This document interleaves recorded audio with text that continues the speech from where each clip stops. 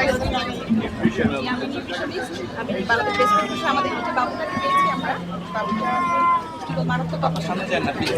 বাচ্চার 3 বছর বয়স, কিন্তু তার ওজন হচ্ছে মাত্র 7 কেজি, একদম মারাত্মক অবস্থা। এই জন্য আমরা খাবারের পরামর্শ দিলাম। এটা আমরা যথেষ্ট রেসিপি বাংলাদেশ বেস্ট ইনফরমেশন থেকে আমরা মারাত্মক অপুষ্টিতে যেসব বাচ্চা থাকে তাদেরকে এই খাবারের রেসিপিগুলো দিয়ে তাদের একদম 3 মাসও লাগে না, স্বাভাবিক পুষ্টিগত অবস্থায় নিয়ে আসা যায়। আর বাবুটা যেহেতু তার বিশেষ একটা বেবি, তাকে আরও এক্সট্রা কেয়ার করতে হবে, তাকে ব্রেস্ট ফিডিং করতে হবে। কিন্তু মা তাকে এখন যেটা দেখতে পারলাম যে মা শুধু সুজি খাওয়াচ্ছে, ব্রেস্ট ফিডিংও খাওয়াচ্ছে না, সাথে মিক্স ফিডিং ছিল, পাউডার মিল্ক ছিল, যেটা বাচ্চার জন্য মারাত্মক ক্ষতিকর।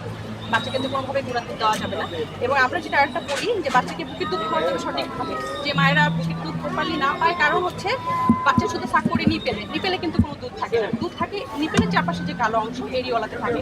তো এরিওলা থাকে কিন্তু এই উপরে। তো বাচ্চারা শুধু নিপেলটা সাক করে, এই যে নিপেলে সাক করলে শুধুমাত্র নিপেল থেকে দুধটা আসে, শুধু হয়তো বা নিপেলটা খাচ্ছে, কিন্তু নিপেল যদি আমি ভিতরে ঠিক দেখি এটুকু খাচ্ছে। কিন্তু উনি কি নিজেও তো অপুষ্টিতে ভুগছেন? হ্যাঁ, এটাই আমি বললাম যে মা এবং বাচ্চা দুজনেই পুষ্টিগত অবস্থা উন্নয়নের জন্য আমি কিছু খাবারের পরামর্শ দিলাম এবং আমরা ফলো আপ করবো তার জন্য পুষ্টি। এবং তার এখন বাচ্চাকে পুষ্টি দুধ খাওয়াতে পারছে না, এর মধ্যে সে আবার 3 মাসের গর্ভবতী।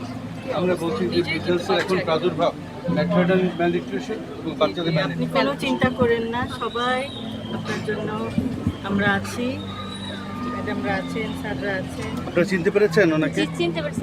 আর ওর ওই এখন বসতে পারে না, ওর গার শক্ত হয় নাই, খিচুনি। আর বাবুর নাম কি ম্যাডাম? সাইমা। সাইমা, মেয়ে বাবু। হাতটা পিছান, মোবাইল নেই। তবে এইসব বেবিদের ব্রেস্ট ফিডিং করলে সমস্যাগুলো ভালো হয়ে যায়।